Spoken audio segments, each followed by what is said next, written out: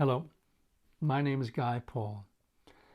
The National Brain Appeal has set up an emergency fund to provide immediate and practical assistance to the incredible NHS staff at the National Hospital in London's Queen's Square. They're working under enormous pressure at the moment and would be so very grateful if you can make a donation. Now, here's a story called Cool Things by Brian Doyle. As a fan's notes for grace and quavery chant against the dark and hoorah from the hustings, I sing a song of things that make us grin and bow, that just for an instant let us see sometimes the web and weave of merciful, the endless possible, the incomprehensible, inexhaustible, inexplicable yes. Such as, for example, to name a few, the way the sun crawls over the rim of the world every morning like a child's face rising, beaming from a pool, all fresh from the womb of the dark. And the way jays hop and damselflies do that geometric aerial amazing thing, and bees inspect, and birds probe, and swifts chitter. And the way the young mother at the bus stop has her infant swaddled and huddled against her chest like a blinking extra heart. And the way a very large woman wears the tiniest miniskirt with a careless, airy pride. It makes me so happy I can hardly squeak. And the way seals peer at me from the surf like rubbery grandfathers.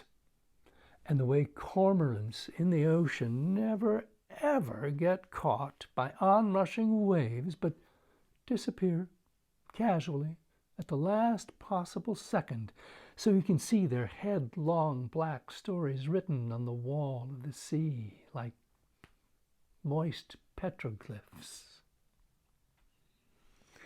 And the way no pavement, asphalt, macadam, concrete, cement thing can ever ultimately defeat a tiny, relentless green thing.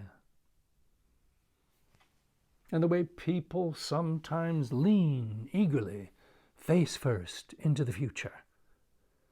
And the way infants finally discover, to their absolute agogishment, that those fists swooping by like tiny, fleshy comets are theirs. And the way when my mom gets caught unawares by a joke, she barks with laughter so infectious that people grin 2 towns over. And the way one of my sons sleeps every night with his right leg hanging over the side of the bed like an oar, no matter how many times I fold him back into the boat of the bed. And the way the refrigerator hums to itself in 2 different keys. And the way the new puppy noses through hayfields like a headlong, exuberant, hairy tractor. And the way my daughter always makes one immense final cookie the size of a door when she makes cookies. And the way one son hasn't had a haircut since Napoleon was emperor. And the way crows arrange themselves sometimes on the fence like the notes of a song that I don't know yet. And the way car engines sigh for a few minutes after you turn them off. And the way your arm goes all totally nonchalant when you're driving in summer with the window down. And the way people touch each other's forearms when they are seated. And the way, every once in a while, someone you hardly know says something so piercingly honest that you just want to kneel right down, right there in the grocery store near the pears. And the way little children fall asleep with their mouths open like fish. And the way sometimes just a sidelong glance from someone you love makes you all shaky for a second before you can get your mask back on. And the way some people, when they laugh, tilt their heads way back like they need room for all the hilarity in their mouths. And the way hawks and eagles always look so annoyed.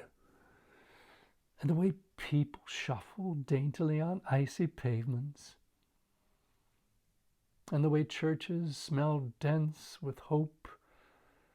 And the way that men's pants bunch up at the knees when they stand after kneeling in church. And the way knees are gnarled, and the way faces curve around the mouth and eyes according to how many times you've smiled over the years. And the way people fall asleep in chairs by the fire and snap awake, startled and amazed, unsure just for a second what planet exactly they're on. Which is a question we should probably all ask more often than we do. Look, I know very well that brooding, misshapen evil is everywhere, in the brightest houses and the most cheerful denials, in what we do and what we have failed to do.